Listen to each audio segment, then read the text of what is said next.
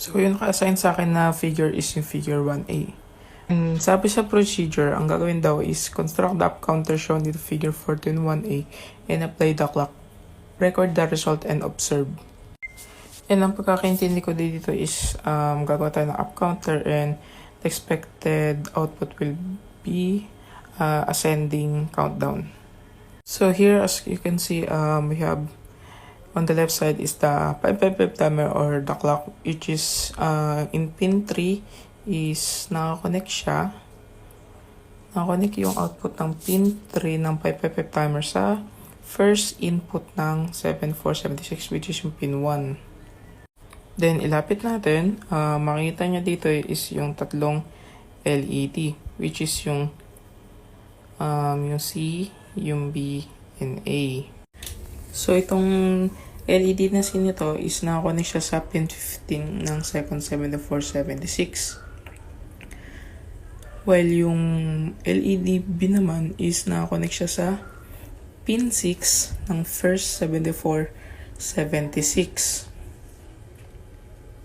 Tapos yung red LED naman, which is yung letter A, siya naman ito naman ay nakakonect sa, again, sa pin 15 naman ng first 7476. So right now, let's try it out.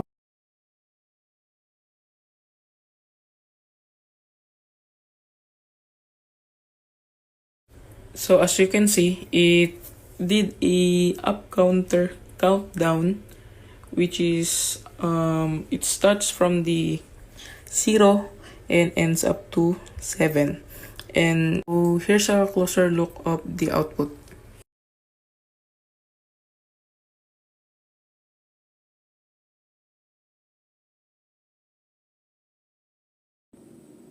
Procedure 2. Construct the down counter shown in figure 14.1b. Apply 8 clock pulses, record the results, and observe. Okay, so dito na tayo sa figure 14.1b. Una, meron tayong pulse generator. Ginawa natin mula sa 555 timer na IC. At meron tayong set and reset dito. At yung magiging output niya na pulse ay magiging input natin dito sa dalawang 7476. Since sa diagram, kailangan natin ng tatlong 7476 na JK, gumamit tayo ng dalawa kasi dual sila. Ayan. So ang pulse input na clock dito sa una ay sa pin 1 at mag-output siya ng A prime dito sa pin 14. Ang output niya na A ay dito sa pin 15. Ayan. Then ang output na A prime ay magiging clock input dito sa pangalawa sa pin 6 at mag-output siya ng B prime.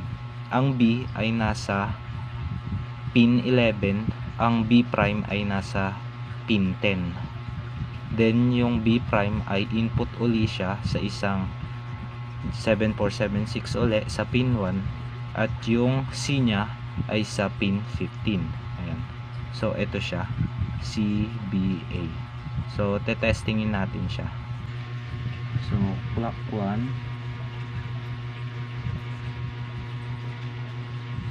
clock 2,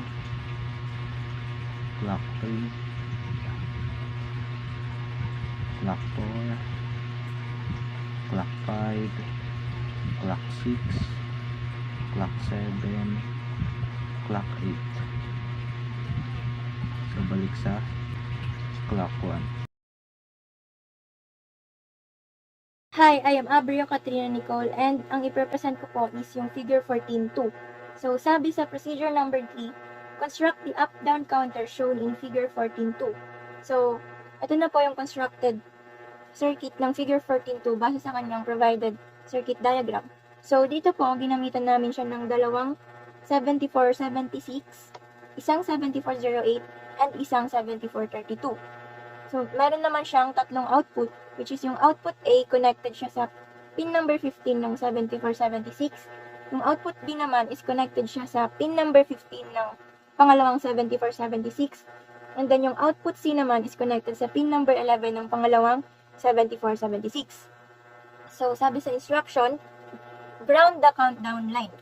Yung countdown line namin is connected siya sa pin number 5 ng 7478, ay 7408. So, i-connect daw natin siya sa ground. Next, apply positive VCC to the count up line. Yung count up line naman namin is connected po siya sa pin number 1 ng 7408 and i-connect daw natin siya sa positive VCC and apply 8 clock pulses and carefully record the output. Then, yung pin number 1 ng 7476, i-connect muna natin siya sa ating clock. And then to test it, on muna natin yung power supply. So, ayan. So, bago tayo mag-apply ng 8 pulses, set muna natin siya sa kanyang initial value na 0. And 1, 2, 3, 4, 5, 6, 7, 8. So, as you can see, yung output niya is nagbilang siya from decimal 1, 2, 3, 4, 5, 6, 7 and bumalik siya sa decimal 0 sa pang 8 na pulse. So, ibig sabihin, kapag yung countdown line is connected sa ground and yung count up line naman is connected sa positive VCC, ibig sabihin, yung output niya is magiging up counter. So, next. So next natin sa procedure ay, ang sabi doon is, i-ground down natin yung count up line. And if lalagyan natin sa VCC yung down count line. And let's check. 7, 6, 5, 4, 3, 2, 1. Nakita naman natin na down count lang siya or from 7 to 1. Pa-binary siya. So, ang makita lang natin dito sa figure na to or diagram na to is pwede nating magamit yung JK, flip-flop, and or logic gates para makagawa tayo ng up and down counter using LEDs to display the outputs. Para na rin siyang 74193.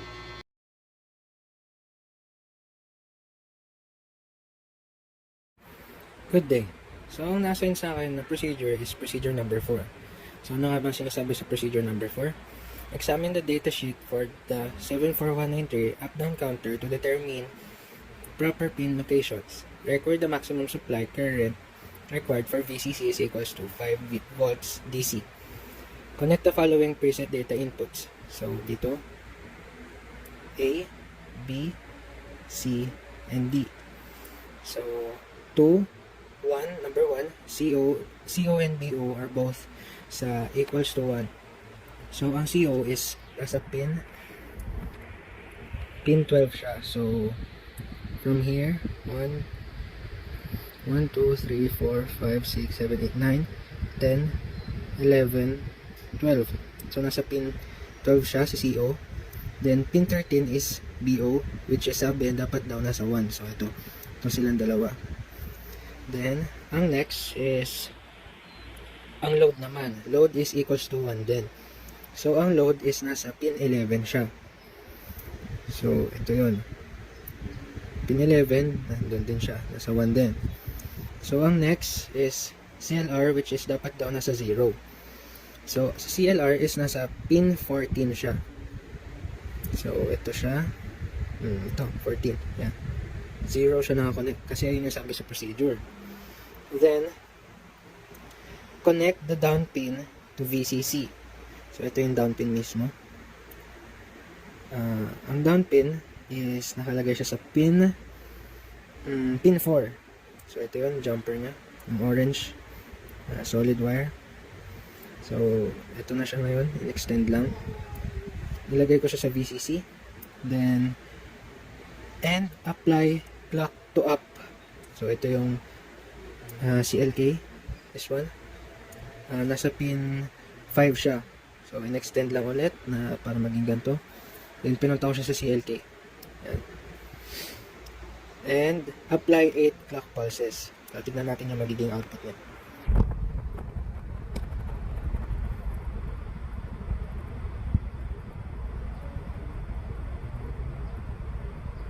So, as you can see, ang sabi dito, ang paliwanag lang dyan, kapag yung CLK nakakonect sa up, automatically pataas yung output, which is magiging 1 to 8. And yan. Yan na yun. So, stop natin. Ang next naman is connect the up pin to VCC. So, itong up pin kanina, lagay naman natin ngayon sa VCC.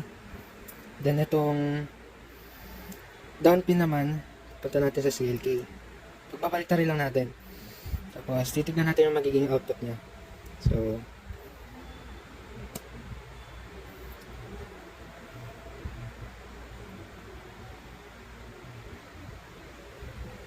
automatically speaking, kapag ang CLK naman is connected siya sa down, automatically 15 to 8 or pababa ang counting niya kasi napabaliktad natin yung down pin kanina saka up pin. So, ang hinahanap na result naman ngayon is yung down pin ay mapupunta sa CLK naman. Kaya automatically pababa yung countdown niya. So, next procedure is number 5. Sabi sa procedure 5, apply the clock to both down and up pin simultaneously and note the result.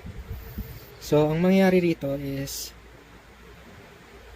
yung ito raw is dito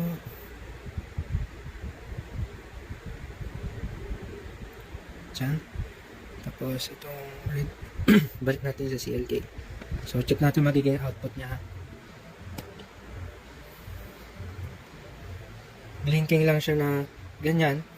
Kasi, naging ganyan ang output niya is if both of them na naka-on as clock, magbe-blink lang siya kasi hindi niya kayang mag-count ng sabay na down and up. Kasi yung sabi sa procedure is both clock down and up simultaneously pin.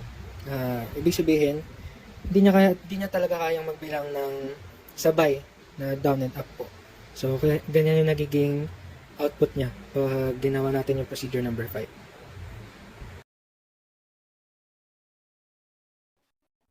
So, yun na assign sa akin is figure 14.3. Procedure number 6 siya. Basahin natin yung problem, yung kailangan. Explain how the figure 14.3 will guarantee that up equal down so that the counter will always be either the count up or count down mode.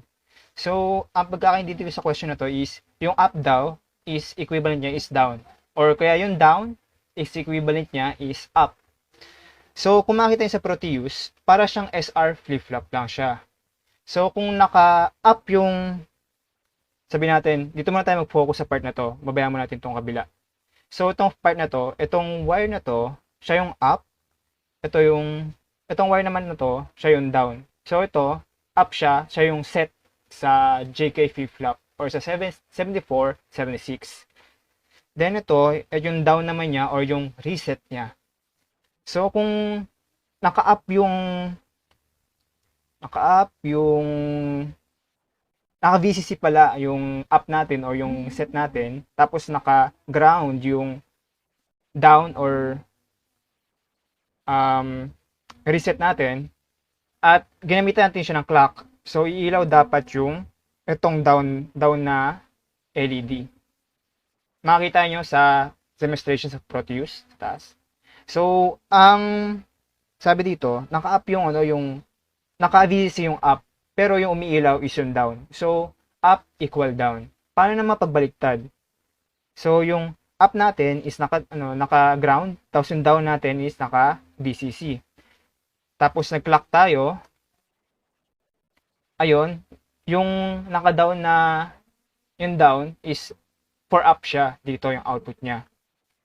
So, ang sabi naman dito sa tanong, paano natin malalaman kung magiging counter siya? Kung magka-count down siya or magka-count up?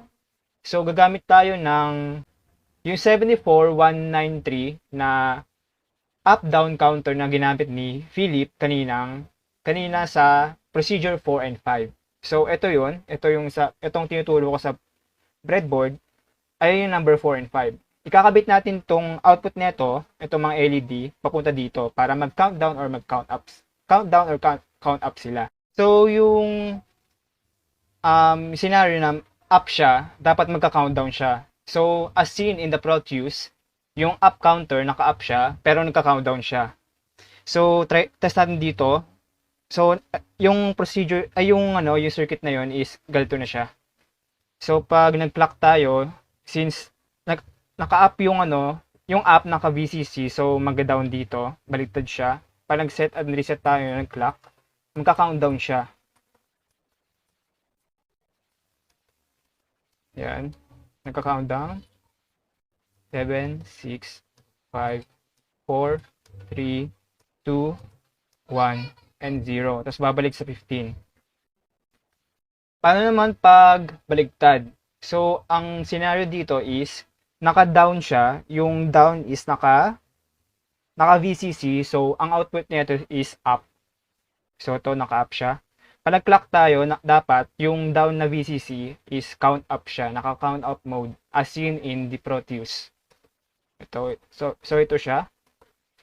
2, 3, 4, 5, 6, 7, 8, 9, 10, 11, 12, 13, 14, 15, tapos babalik sa 0.